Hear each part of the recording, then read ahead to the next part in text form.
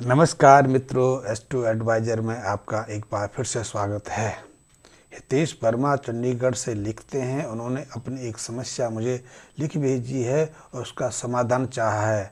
उन्होंने अपनी जन्म डिटेल भी मुझे भिजवाई है और वो लिखते हैं कि उनके पास घर मकान सब कुछ है, बच्चे हैं, बीवी है, अच्छा व्यापार है, भाई बहन भी हैं, समाज में भी वो काफ़ी सक्रिय रहते हैं, कई तरह की सामाजिक कार्य गतिविधियों में संलग्न भी रहते हैं। फिर भी वो अपने जीवन से पूरी तरह संतुष्ट नहीं हैं, क्योंकि ना तो घर में उनको पूरा मान सम्मान मिल पाता है, वो इतना कुछ कमाते हैं उसके बावजूद भी उसका धन का सदुपयोग नहीं हो पाता है। बहन भाइयों के साथ बन नहीं पाती है, उनसे तनाव और बिना किसी कारण से कलह पैदा हो जाती है।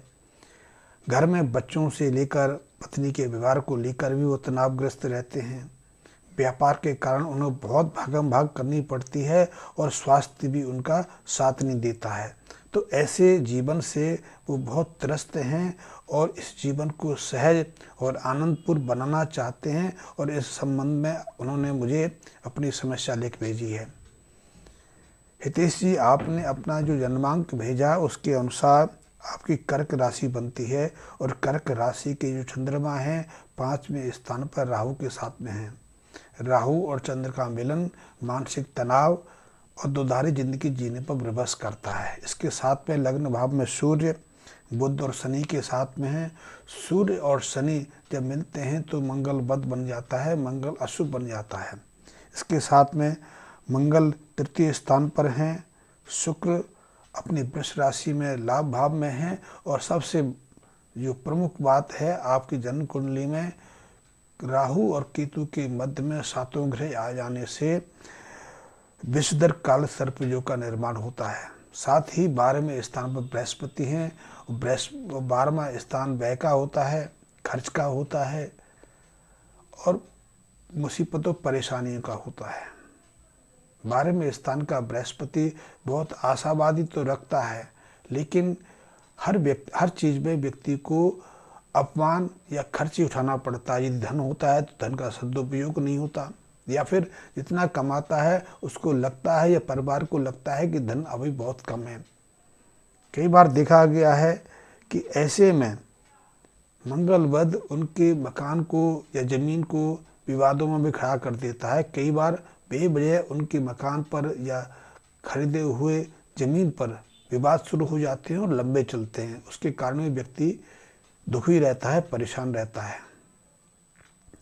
इसके अलावा भाई बहन के साथ भी इन लोगों का संबंध बन नहीं पाता है, और कई बार देखा गया है कि ऐसे लोगों को उदर संबंधी विकारों का भी सामना करना पड़ता है। पेट में चाहे आंतड़ियों से संबंधित रोग हो, लीवर से संबंधित रोग हो, और कई बार तो पैंक्रियास या किडनी संबंधी विकृतियाँ भी ऐसे लोगों में ज़्यादा देखी जाती हैं, और ये जीर्ण व्याधियाँ होती हैं जिनका इलाज करा करा के जो लोग दुखी हो जाते हैं।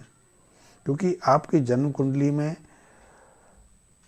विषधर काल सर्पयुग का निर्माण हो रहा है, तो सबसे पहले तो हमें इसी काल सर्पयोग का निदान करना बहुत ज़रूरी है, इसका उपाय करना बहुत ज़रूरी है। क्योंकि देखा गया है कि आज काल सर्प या पितृदोष या फिर शनि संबंधी प्रकोप से बहुत लोग भयग्रस्त हैं, और ज़्यादातर एस्ट्रोलॉजर लोगों को इन्हीं चीज़ों से डराते भी हैं। मैं डरा नहीं रहा, लेकिन मैं आपको समाधान बताने का प्रयास करता हूँ कि यदि राहु पंचम स्थान पे मंगल चंद्र के साथ आ जाएं या मंगल के साथ विराजमान हो जाएं, मंगल के साथ विराजमान होते हैं तो वो बच्चों के कारण, खास करके नर संतानों के कारण, पुत्रों के कारण मानसिक तनाव देते हैं। ऐसे कारणों से व्यक्ति को बार बार अपमानित होना पड़ता है और बच्चे के कारण बहुत दुखी रहना पड़ता है। लेकिन जब पंचम भाव में मंगल चंद्रमा के साथ होते हैं तो मानसिक तनाव रहता है, और व्यक्ति एक तरह से दुधारी जिंदगी जीने पर विवश होता है। 12वें स्थान का बृहस्पति भी शुभ नहीं है, कि आशाएं तो पैदा करता है, लेकिन बात बात पे ऐसे व्यक्ति को धोखा मिलता है, अपमान मिलता है, और वो एक तरह से असंतुष्ट जिंदगी जीने पर विवश होता है। वैसे तो काल सर्प योग के बहुत सारे विधान बताए गए हैं, कई तरह की पूजा अर्चनाएं, कर्मकांड के कई नियम बताए गए हैं और लोग कराते भी हैं, फिर भी उसके बावजूद भी उनकी समस्या का समाधान नहीं होता। लेकिन आप यदि लाल किताब में विश्वास रखते हैं तो लाल किताब संबंधी कुछ उपायों की आप मदद ले सकते हैं और निश्चित रूप से इन उपायों से करने के बाद आपके जीवन में एक स्थिरता आएगी। आप जीवन में पहली बार थोड़ी सुख, शांति और आनंद की अनुभूति कर पाएंगे। लाल किताब बेहद महत्वपूर्ण है और मैं तो पिछले 20, 22, 25 सालों से लाल किताब पर अध्ययन मनन कर रहा हूँ। यदि आप भरोसा रखते हैं तो मैं जो 4-5 उपाय आपको बता रहा हूँ उनका अनुसरण करें, उनको संपन्न करें और निश्चित रूप से आनंद का जीवन जिएं। सबसे पहले तो आपने हर अमावस्या के दिन देसी घी में आटे का हलवा बनाना है और हलवा बनाने में पानी की जगह आप दूध का प्रयोग करेंगे तो इसकी उपयुक्तता और बढ़ जाती है। तो देसी घी का हलवा बना के उसे कांसे के नए पात्र में भरना है। कांसे के नए पात्र में भर के उसमें हलवा में थोड़ा सा गड्ढा बना देना है, चाहे चम्मच से दबा के या किसी और चीज़ से दबा के, और उस गड्ढे में गाय का देसी घी लेकर और उसको पिघलाकर उस गड्ढे में भरना है। इसके बाद एक नाग नागिन का चांदी का जोड़ा उस गड्ढे में रख के अपना मुंह देखकर, और यदि आपके परिवार के सदस्य आपका सहयोग देते हैं, आपकी बात मानते हैं, आपकी पत्नी, आपके बच्चे, आपके बेटे, तो उनसे भी कहें कि इसमें अपना मुंह देखें और फिर इस पूरे पात्र को बर्तनों सहित किसी मंदिर में दे के आएँ या फिर कोई राहगीर आपसे ले सके, प्रसन्नचित्त इसको स्वीकार कर सके तो आप उसको दे दें। उसके बाद उनको प्रणाम करें, उनका आशीर्वाद लें। और ये एक बहुत अच्छा उपाय है। यदि हमारी जन्म कुंडली में किसी तरह के काल सर्प योग का निर्माण हो रहा है, राहु और केतु हमें अशुभ प्रभाव दे रहे हैं, तो उससे मुक्ति का, उससे बाहर आने का ये सर्वोत्तम उपाय है। इसके अलावा आप बृहस्पति ऋण से बाहर आने के लिए भी एक उपाय की मदद ले सकते हैं और ये उपाय आप हर बृहस्पतिवार कर सकते हैं या फिर महीने में जो पूर्णिमा तिथि आती है उसको भी संपन्न कर सकते हैं।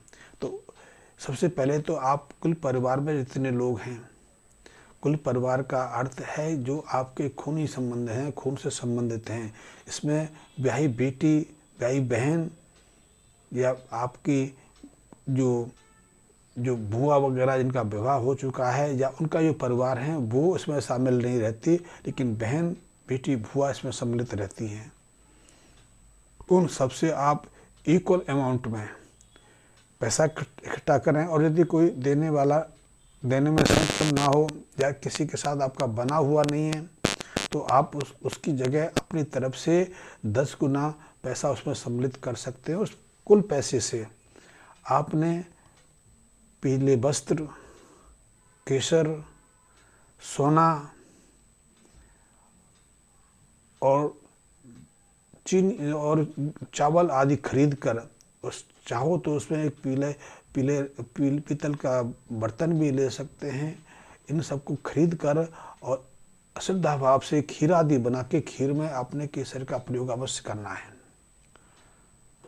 और इस पूरे सामान को आपके यदि घर के कोई कुल पुरोहित हैं तो उनको दे सकते हैं। यदि आप किसी तीर्थ पर जाके इस उपाय को करना चाहते हैं तो तीर्थ पर जो पंडे होते हैं, तीर्थ पुरोहित होते हैं, उनको आप ये दे सकते हैं। अपनी श्रद्धा अनुसार कोई दान दक्षिणा भी दे सकते हैं और उसके बाद उनके चरणों को स्पर्श करके उनका आशीर्वाद ले सकते हैं। या फिर यदि आपके घर परिवार में कोई बुजुर्ग व्यक्ति है तो आप ये उपाय उनके सानिध्य में भी पूर्ण कर सकते हैं, उनको भी ये सामग्री दे सकते हैं। इसके अलावा आपको 11 पीपल और 11 आम के पेड़ साल में एक बार किसी मंदिर में, किसी बगीचे में या ग्राम पंचायत की ज़मीन खाली रहती है वहाँ उनको लगा के उनको पालना करना है, उनको पोषित करना है। क्योंकि लगाने के बाद आपकी जिम्मेदारी पूरी नहीं हो जाती। जब तक कि वो पनपने ना लगे, विकसित ना होने लगे, तब तक आप उनकी देखभाल करें उनको। और यदि आप पीपल और आम के जी पेड़ लगाएंगे तो आपके जीवन में निरंतर खुशियाँ बरसती रहेंगी। आपकी दुधारी जिंदगी है वो एक मार्ग पर आ जाएगी, आपको द्वंद्व में जीना नहीं पड़ेगा, आप ज़िंदगी का पूरा आनंद ले पाएंगे। तो अब इस काम को करें। इसके अलावा मिट्टी का एक घड़ा लेकर मिट्टी का ही ढक्कन लें और मिट्टी के इस खाली घड़े को आपने जल प्रवाह करना है। इसको भी इस कार्य को भी आप निरंतर 27 सप्ताह तक जारी रख सकते हैं। ये उपाय भी आपकी मानसिक जो द्वंद्वात्मक स्थिति है उसमें स्थिरता देगा, आपके जीवन में स्थिरता देगा और आपको जो बरकत अभी तक नहीं मिल पा रही है, जैसा कि आप कहते हैं कि आप धन कमाते हैं लेकिन धन का सदुपयोग नहीं हो पाता, आपको हमेशा खर्च या कर्ज का बोझ बढ़ा रहता है, आप पूरी ज़रूरतें नहीं कर पाते, या फिर आपके जीवन में अनावश्यक कोई रुकावट, द्वंद्व, झगड़ा, कलह कुछ ना कुछ होता रहता है, आप कहीं ना कहीं किसी मामले में फंस जाते हैं। तो इस उपाय से वो फंसने की संभावना भी समाप्त हो जाती है। इनके साथ आप प्रतिदिन अपने थाली से, इस थाली में आप भोजन करते हैं, उस थाली से सबसे पहले एक गौग्रास निकालें। गौग्रास का अर्थ गाय का ही नहीं होता, गौग्रास का अर्थ है कि पहला जो हम हिस्सा निकालते हैं वो हम गाय के लिए, कुत्ते के लिए और कौवे के निकालते हैं। तो आपने सबसे पहले गौग्रास निकालना है और उसके 3 हिस्से करने हैं। आधा हिस्सा आपने गाय को देना है, आधे में से आधा हिस्सा करके आपने कुत्ते को देना है और आधे में जो बचा है उसको आपने कौवों को डालना है। कौवा क्योंकि नमकीन चीज़ें कम खाते हैं, तो कोशिश करें कि जो आपने भोजन का अंश निकाला है उसके साथ में कुछ मीठे का मिश्रण रख लें। अन्यथा आप अपनी थाली से दही निकाल के कौवे को दे सकते हैं। कौवे को दही बहुत प्रिय है और दही में यदि आप देसी खांड डाल के देंगे तो और अनुपम है। गऊ, कुत्ता और ग्रास और कौवे की सेवा, कौवे का जो भोजन देना आपके जीवन में निरंतर सुख संपदा से भरता चला जाता है। व्यक्ति के जीवन में कभी धन की कमी नहीं होती, उसके जीवन में उसके घर परिवार और मित्रों के माध्यम से प्रसन्नता फूटती रहती है। हर व्यक्ति उसका सहयोग करना चाहता है और हर व्यक्ति के साथ उसके संबंध मधुर बन जाते हैं। आप ये उपाय करिए, निश्चित रूप से आपकी जो दुधर्मी जिंदगी है, आप जो द्वंद्वात्मक जिंदगी से परेशान हैं उसमें वो कटुता समाप्त हो जाएगी। आपकी ज़िंदगी में आनंद और शांति की वर्षा होने लगेगी। धन्यवाद मित्रों।